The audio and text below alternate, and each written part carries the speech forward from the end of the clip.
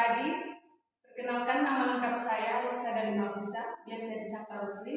Saya dari program studi pendidikan IPA semester 1.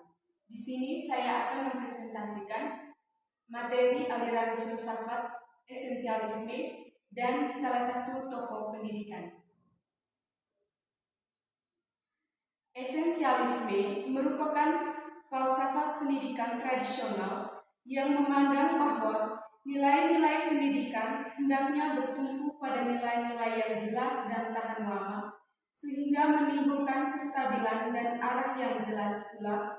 Nilai-nilai humanisme yang dipegangi oleh esensialisme dijadikan sebagai tumpuan hidup untuk menentang kehidupan yang materialistik, sekuler, dan saintifik yang bersang dari nilai-nilai kemanusiaan. Esensialisme juga merupakan aliran filsafat yang menekankan pada kebudayaan dan upaya menyiapkan manusia untuk hidup. Tidak ada yang paling menarik dalam memecahkan permasalahan pendidikan kecuali melalui pendekatan filsafat, sebab salah satu pendekatan yang digunakan dalam memecahkan masalah pendidikan adalah filsafat pendidikan. Kurikulum dibuat tidak semata-mata kuliah dan silabus mata kuliah, tetapi bertitik tolak dari falsafat tersebut yang di dalamnya mengisi substansi, metodologis, dan tujuan pendidikan. Kurikulum yang dibuat dan ditransformasikan kepada anak-anak harus kurikulum yang berbasis pada proses terwujudnya tujuan tersebut.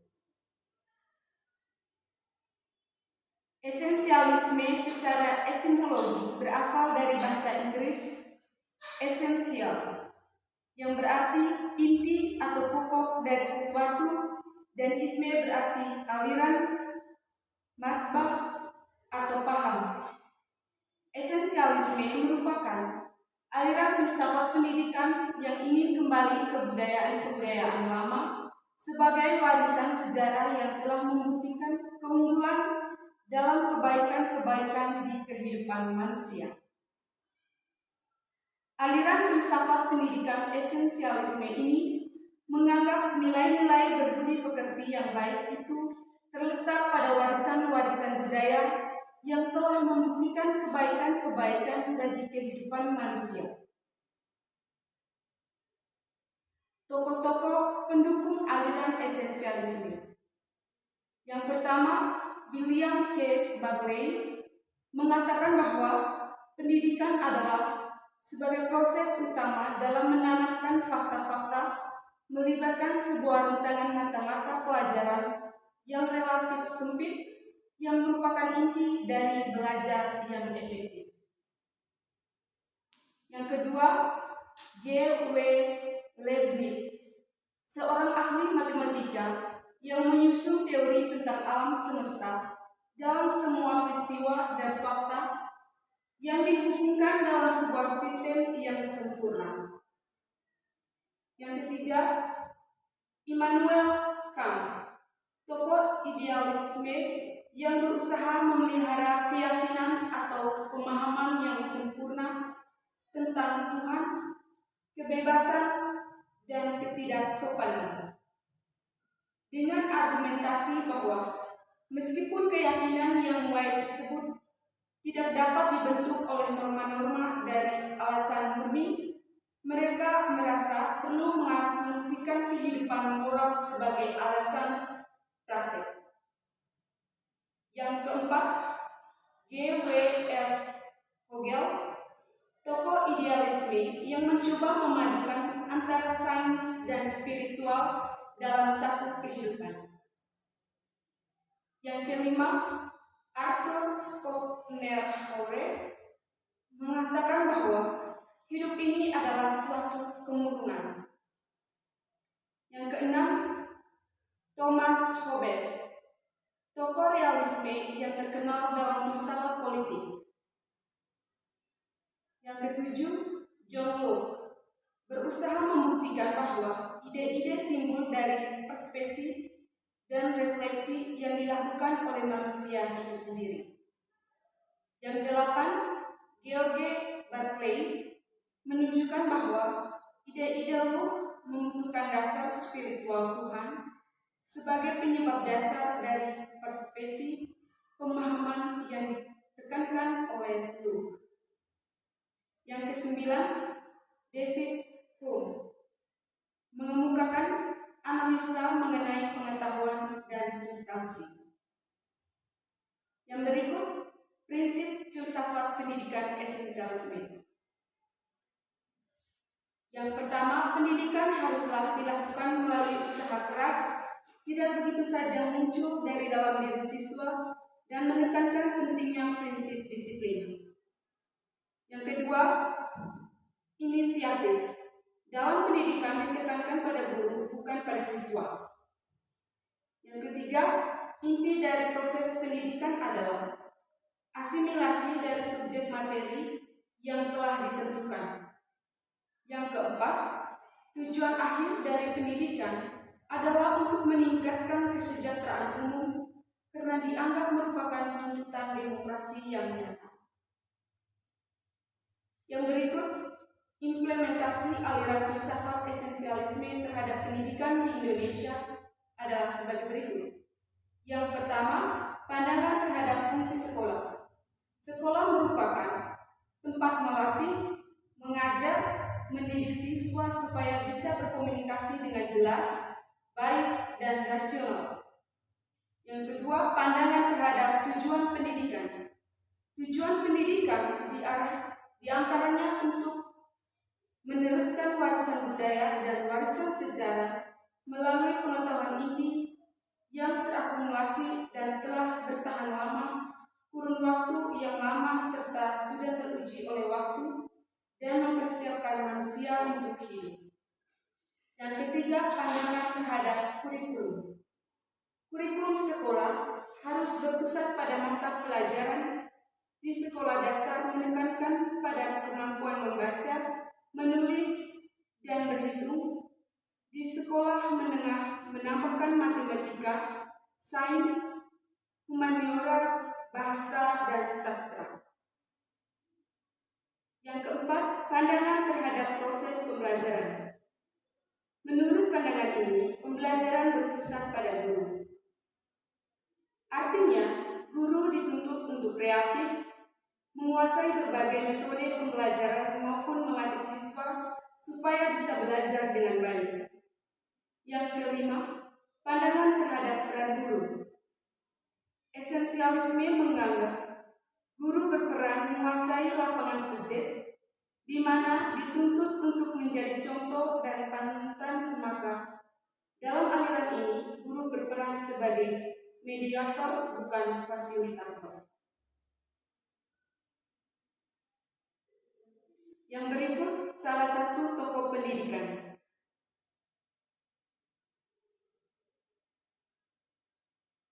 Tokoh pendidikan ini saya ambil dari Siti Walidah. Kepemimpinan Siti Walidah dalam pendidikan. Pada dasarnya, kepemimpinan merupakan anugerah dari Allah SWT yang dimiliki setiap individu. Karakter sering berjalan tumbuh dengan visi dan misi masing-masing. Hal itu akan terlihat seberapa pengaruh ucapan dan tindakannya terhadap lingkungan. Pendidikan Islam tidak sebatas pada ranah kognitif, namun juga memberikan stimulus bagi manusia supaya termotivasi untuk belajar dan melakukan sebuah perubahan serta memperluas dimensi kompetensi diri secara optimal, baik sebagai manusia, sebagai individu maupun bagian kelompok masyarakat. Motivasi merupakan fitrah untuk manusia, berupa kompetensi untuk meningkatkan potensi diri yang dimiliki. Siti Walidah atau yang lebih dikenal dengan Nyai Ahmad Dahlan menjadi salah satu pemimpin perempuan yang berpengaruh sampai saat ini. Kedudukannya sebagai seorang istri pencetus organisasi besar Muhammadiyah telah mengantarkannya kepada keberhasilannya sebagai seorang pemimpin organisasi yang disebut Aisyah.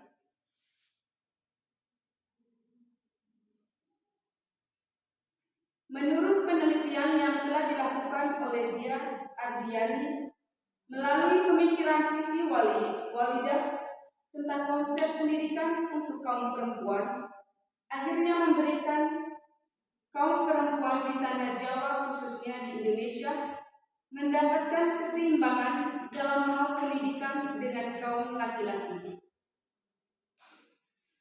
Berdasarkan penelitian-penelitian di atas, penelitian ini dilakukan dengan tujuan untuk mengetahui model kepemimpinan pendidikan Siti Walidah.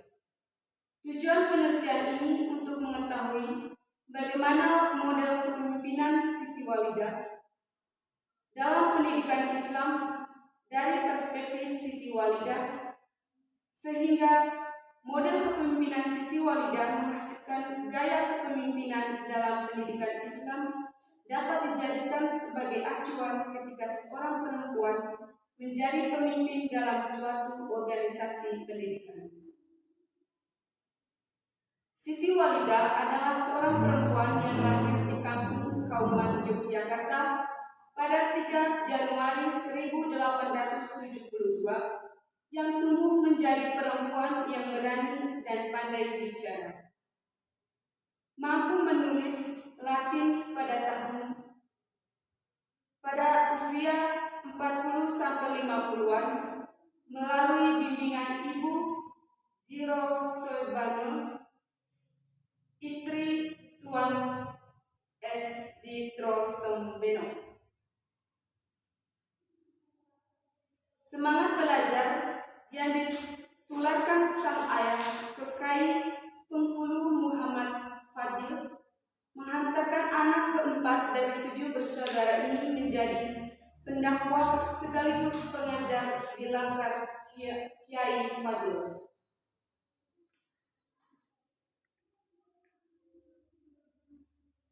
Kepemimpinan Siti Walidah dalam pendidikan.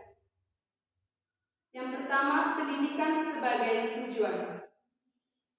Berawal dengan adanya sistem patriarkisme pada abad ke-6 Masehi, bahwa laki-laki selalu diposisikan sebagai pengambil keputusan, sedangkan perempuan hanya berada di ruang domestik yang menunjukkan rendahnya pengalaman, pengetahuan, dan keterampilan. Yang kedua, model transformasional. Kepemimpinan Siti Walidah yang menggunakan model transformasi dapat dilihat melalui keterangan berikut. Memberikan ruang rumah perempuan dalam mengekspresikan, mengeksplorasi kemampuan yang dimiliki, sehingga memiliki kekuatan untuk melawan segala macam bentuk kekerasan.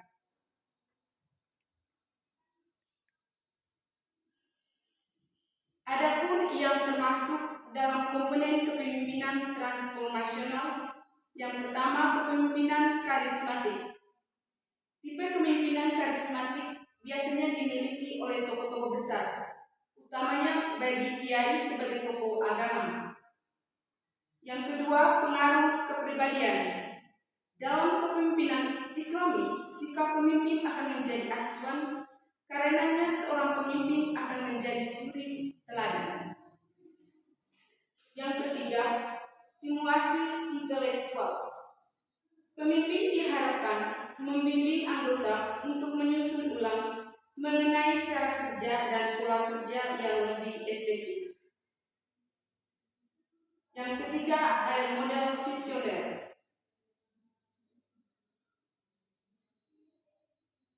Sedangkan kepemimpinan model visioner Siti Walidah dapat diteladani bersama pengurus Aisyah lain berdakwah sampai luar kota seperti Boyolali, Purwokerto, Pasuruan,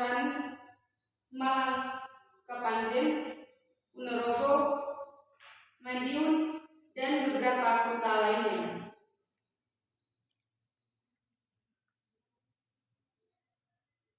Kesuksesan kepemimpinan seorang terlihat dari apa yang dihasilkannya, seperti kepemimpinan Siti Walidah dalam memperjuangkan hak-hak perempuan, agar menjadi perempuan yang berpendidikan baik di lingkungan keluarga maupun di ruang publik. Langkah yang dilakukan oleh Siti Walidah adalah untuk mempersiapkan kesiapan perempuan dalam menghadapi masa modern. Adapun model kepemimpinan Siti Walidah adalah model kepemimpinan transisional dan kepemimpinan visioner. Kedua model tersebut dibuktikan dengan adanya aktivitas dan organisasi yang berkembang, yaitu organisasi Aisyah. Sekian saja pemaparan dari saya. Terima kasih.